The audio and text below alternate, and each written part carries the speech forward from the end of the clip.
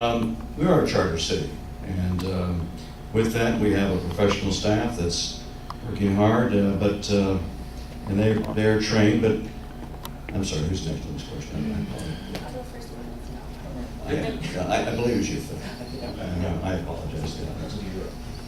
Mr. Falcone, would you be first to answer this? How willing are you to stand up to the city staff recommendations, learn from people, when the community disagrees? I have, as a city commissioner, I serve on the Cultural Heritage Board, as I've mentioned.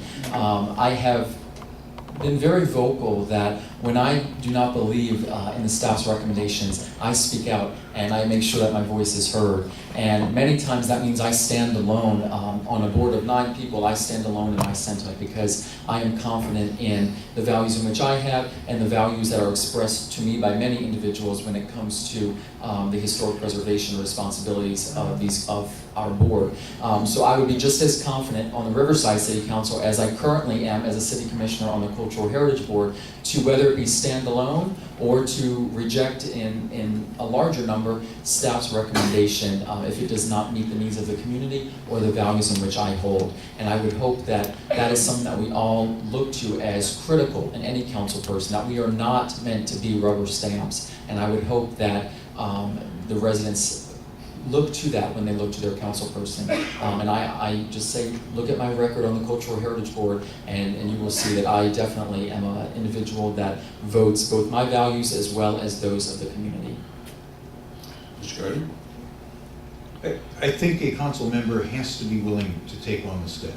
And that's another reason I think it's important that your council member put full time into being your council member.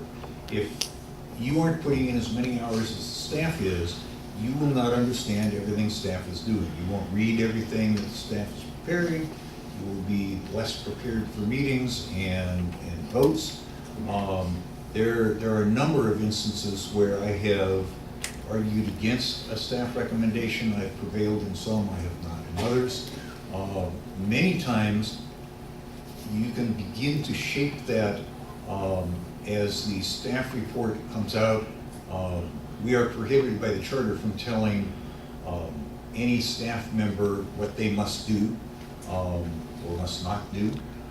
But we are allowed and encouraged to go to the city manager, or if it's something on the city clerk or city attorney's office, them, and raise an issue, ask questions, suggest doing things a different way. That is frequently successful. Many things, before they get to the council, go through one of the council's policy committees, and you can deal with them there before it gets to council as well. But absolutely, if you're going to do this job well, if you're going to represent your constituency, you have to be willing to disagree with staff, and you have to be able to put together a cogent argument about why you're right and they're wrong. Thank you, sir. Ms. Edwards? Throughout my career, I can say that I'm no stranger to 70+ hour work weeks, being a mother, being now engaged in community groups, doing the reading and asking the questions that need to be asked to really understand the community issues and multiple points of view, which is something I commit to doing as well on Riverside City Council. You can be sure that I have the courage, the confidence, and also the curiosity to be on city council and ask the questions that need to be asked and to make up my mind after hearing everyone weigh in. I see residents as a partner to the council member. I see commissioners as a partner with council members and staff.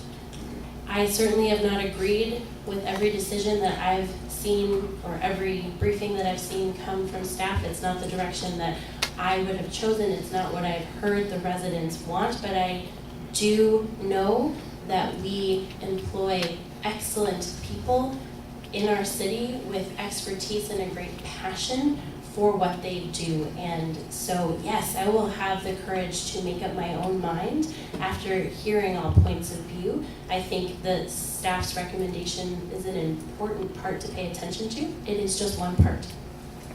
Thank you. This is our final question, and